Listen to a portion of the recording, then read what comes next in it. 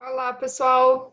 Sejam todas e todos muito bem-vindos a este canal. Eu sou Maria Eunice Souza, astróloga de orientação psicológica, e agora nós vamos bater um papo sobre a semana astrológica que vai de 29 de junho a 5 de julho.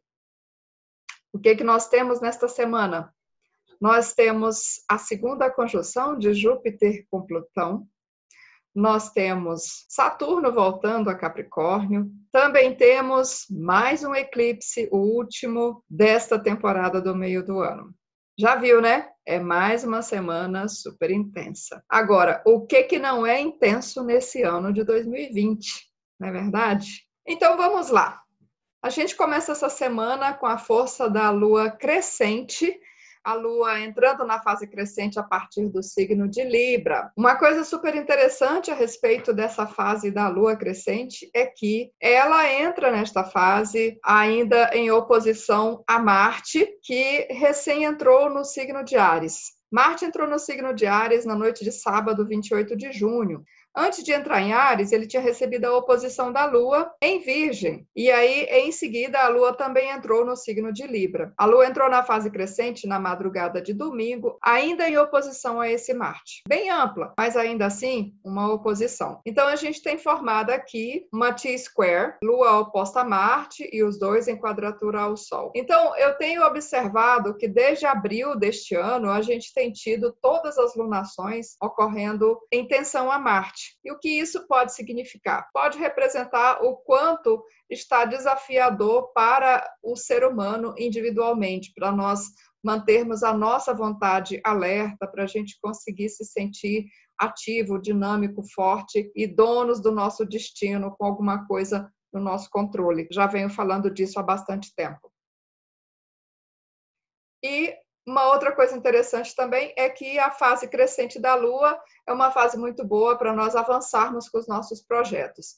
A gente inicialmente se depara com algum tipo de bloqueio, de empecilho, mas é exatamente esse bloqueio e empecilho que nos obriga a fazer algum ajuste e a partir desse ajuste a gente realmente decola e a gente começa a ganhar velocidade e mais energia para chegarmos no momento da frutificação e da colheita, que é a lua cheia. Então, aqui a gente vê a lua em Libra, fazendo quadratura ao Sol em Câncer. Essa lunação ela começou no dia 21 de junho, com o eclipse total do Sol no signo de Câncer. E isso representa também um momento em que a gente está mais voltado para as questões familiares, para os nossos vínculos amorosos. Também estamos muito preocupados e antenados com aquilo que nos nutre, com aquilo que nos dá sustentação emocional. Agora, com a Lua entrando na fase crescente a partir de Libra, a gente precisa refletir sobre o que é de tudo isso que a gente vivencia na nossa família, o que é que ajuda e o que é que atrapalha na criação das nossas relações sociais, incluindo as nossas relações afetivas,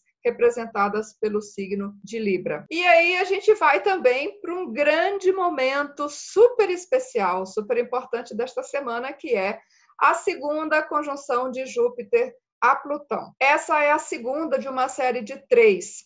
E aí, antes de a gente falar especificamente dessa conjunção, vamos relembrar um pouquinho os ciclos de Júpiter e Plutão anteriores. Lembrando que Júpiter e Plutão têm um ciclo de cerca de 12 anos e meio, ou seja, a cada 12 anos e meio, eles fazem uma nova conjunção. Os ciclos anteriores de Júpiter e Plutão ocorreram no ano de 2007. No Brasil, o que estava acontecendo? Estava sendo votado o fim da CPMF. O ciclo anterior, 1994, foi o ano do Plano Real, o RV, quem é que lembra disso? E o anterior ainda, 1981, o Brasil estava num período de grande recessão. A gente ainda estava no governo Figueiredo, ainda estávamos naquele processo de transição da ditadura, ensaiando uma abertura política. Nesse ano também houve um grande atentado no Rio Centro. Então, aqui neste mapa você vê a primeira conjunção desta série de 3 agora acontecendo em 2020. Júpiter, Plutão em Capricórnio. Isso foi no dia 4 de abril, às 22 horas e 48 minutos, no horário de Brasília. O regente de Capricórnio, Saturno, estava aqui conjunto a Marte, bem no comecinho de Aquário. E você vai prestar atenção que aqui eu também destaquei o asteroide Pallas. Por quê?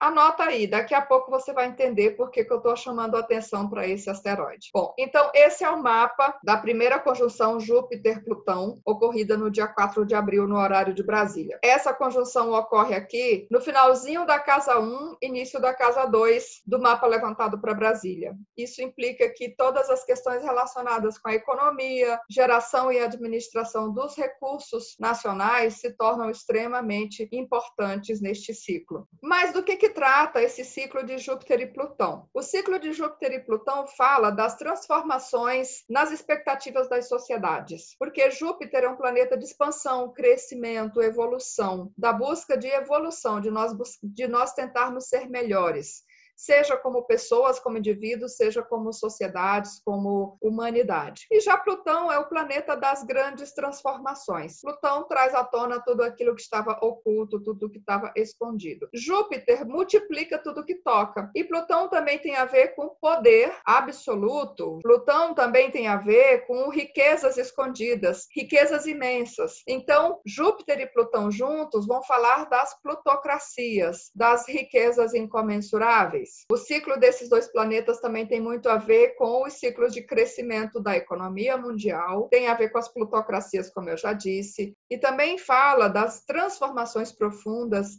e muito significativas nos sistemas judiciários no mundo afora. E ainda transformações também importantes nas grandes religiões, porque Júpiter representa religiosidade, espiritualidade, também representa leis. Neste mapa, você vê a conjunção que está acontecendo agora no dia 30 de junho, a segunda conjunção entre Júpiter e Plutão neste ano de 2020. Uma coisa que é muito interessante é a primeira conjunção que ocorreu no dia 4 de abril, esses dois planetas estavam em movimento direto. Agora, essa segunda conjunção, você vê que os dois estão em movimento retrógrado. E aqui, mais uma vez, tem o asteroide Palas Athena. Saturno, regente de Capricórnio, está aqui a 0 de Aquário, também prestes a voltar para Capricórnio. E, finalmente, a última conjunção de Júpiter e Plutão, que vai acontecer no dia 12 de novembro de 2020. Olha só por que eu estava falando de Palas Athena. Isso aqui é uma coisa extraordinária, é raro. Por quê?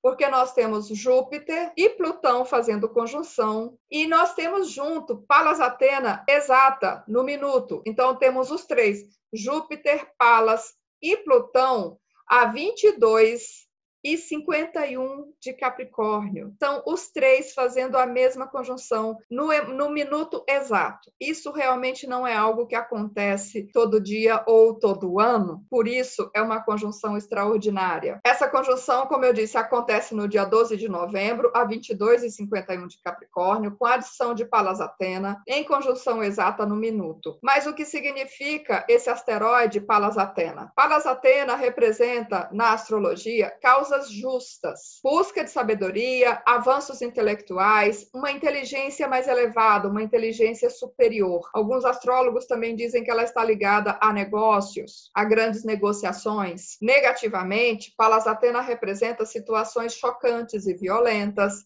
mudanças destrutivas, perturbações da ordem.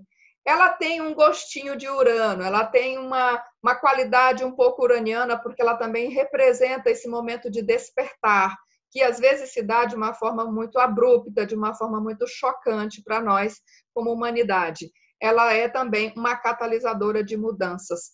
Lembrando que Palas Athena é aquela deusa que nasceu da cabeça de Zeus, que era o seu pai.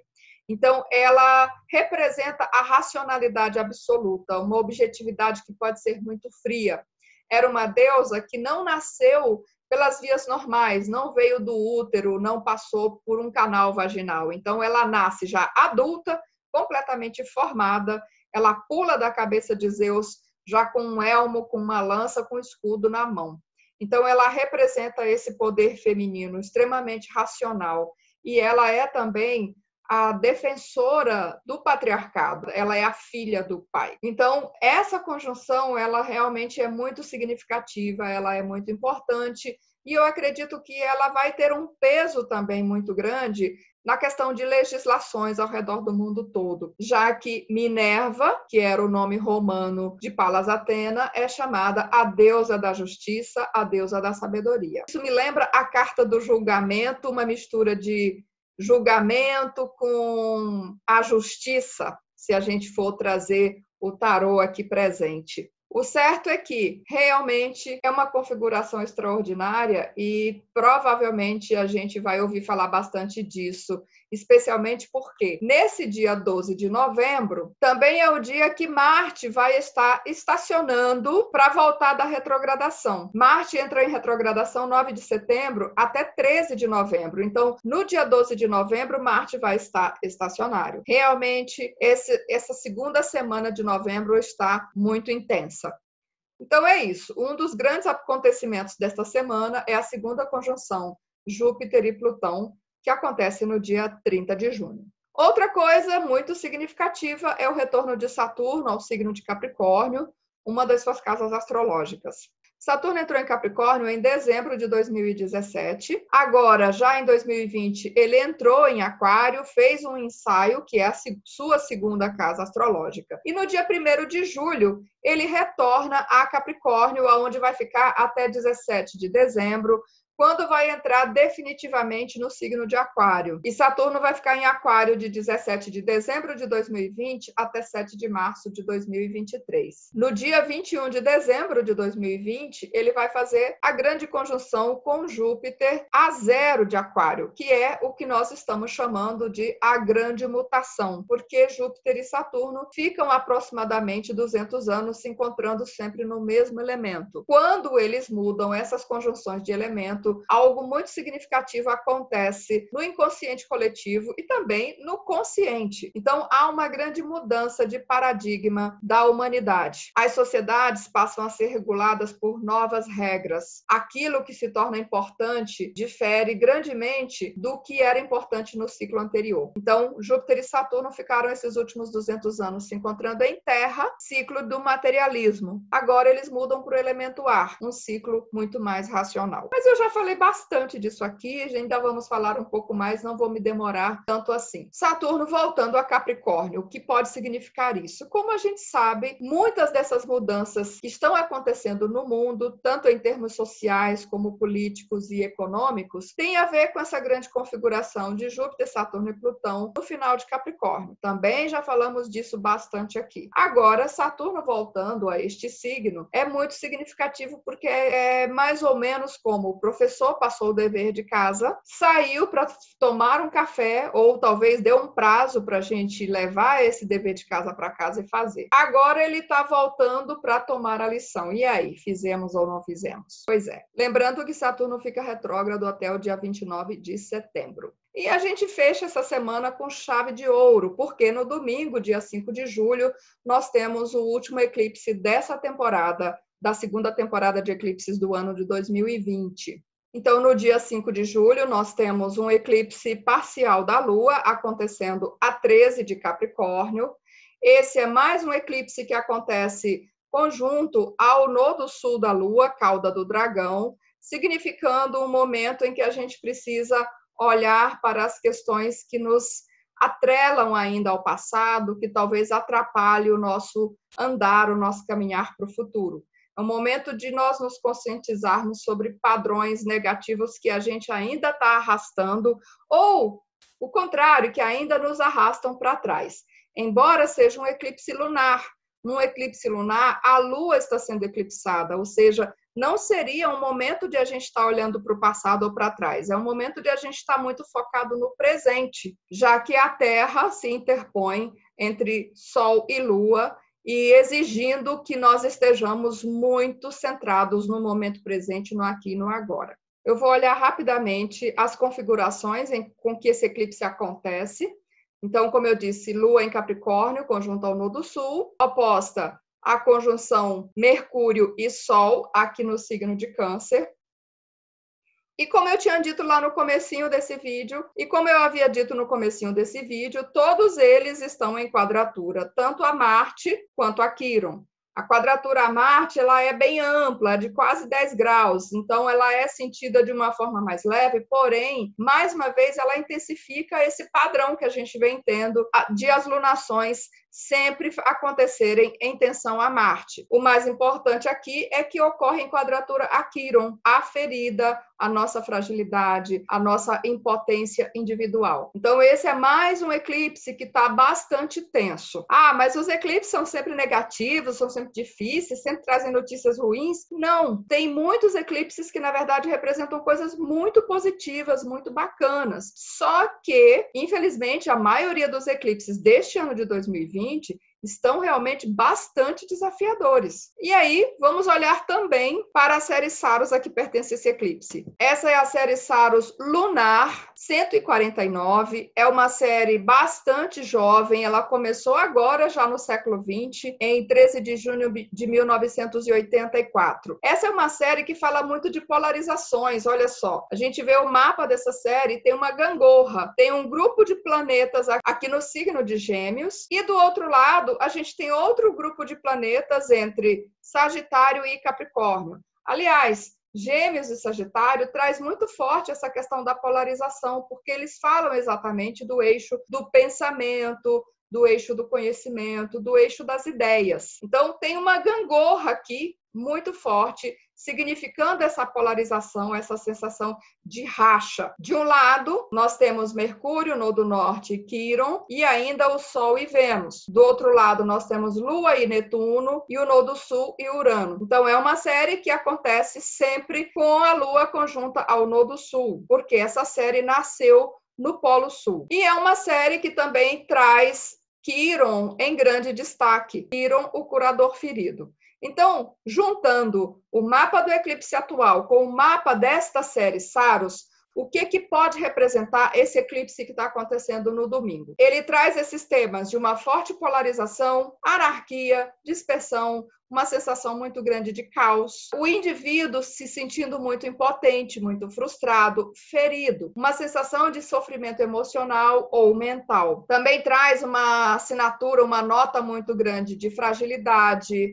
fragilidade física e a possibilidade de epidemias. Olha só, gente, eu fiz essa análise, sabe quando? Lá no início de dezembro de 2019, quando uma jornalista do UOL me pediu a análise para todos os eclipses de 2020. Então, lá em dezembro de 2019, não havia ainda uma epidemia, uma pandemia estabelecida. Eu já tinha ficado preocupada quando eu vi isso aqui, epidemias. Na época, eu associei com a possibilidade de nós termos um recrudescimento de Zika, de chikungunya, da própria dengue. Não tinha imaginado que teríamos uma pandemia nessa escala que estamos tendo. Mas sim, esse eclipse também favorece epidemias. Também fala de paixões abruptas, avassaladoras, que podem levar a traições. Por quê? A gente tem aqui Sol e Vênus juntinhos, opostos à Lua, Lua e Vênus mais uma vez opostas, então traz uma sensação, de novo, de rivalidades femininas, especialmente porque, olha só, Lua e Vênus em oposição, quadrando aqui Lilith em peixes. E ainda temos Urano nessa equação que fala de situações abruptas e chocantes. A presença de Urano também fala de uma possibilidade de rupturas nos acordos, nas relações e nas associações. Positivamente, sim, tem uma coisinha positiva nesse eclipse. E nesta série também fala de muita inspiração, de arte, de criatividade. Então, a gente pode tentar se sintonizar com esse aspecto mais positivo desse eclipse. Então, é isso que nós temos para essa semana. É uma semana bastante intensa, mais uma vez, especialmente porque, como eu já tinha falado, nós temos Marte começando a percorrer o primeiro decanato de Áries. Nesses primeiros dias dessa semana, ele está quadrando o grau do eclipse do dia 21 de junho. Então, é uma semana realmente que vai demandar de nós muita paciência, muito jogo de cintura. Os humores podem estar um pouco exaltados ou bastante exaltados. É uma semana que a gente também pode deixar para lá muita coisa para a gente não se irritar tanto. E aí, gente, eu quero mais uma vez finalizar esse vídeo dizendo que a gente não pode se desesperar e que eu acredito que tudo que está acontecendo, tudo pelo que a gente está passando, é para uma melhoria, mesmo que no momento a gente não consiga vislumbrar muito como, né? Mas apesar de todos esses desafios, de todas essas dificuldades, algumas pessoas estão enfrentando dificuldades muito maiores do que outras, algumas pessoas estão na linha de frente. Então, apesar de tudo isso, eu quero crer que seja para a gente ter aí um salto evolutivo, para a gente se tornar melhores como pessoas, seja no plano individual, seja no plano coletivo. Vamos torcer para que a gente tenha fibra, tenha coragem, tenha força e resiliência para lidar com tudo isso e realmente chegar do outro lado melhores, como seres humanos, como sociedades. Mais uma vez, se você chegou até aqui e gostou desse vídeo, já sabe, se inscreva nesse canal, ative a sinetinha para você ser notificado quando houver uma novidade, curta, compartilhe. E mais uma vez, muito obrigada pela sua audiência, pela sua companhia até aqui. Eu desejo a todas e todos uma excelente semana e até a próxima.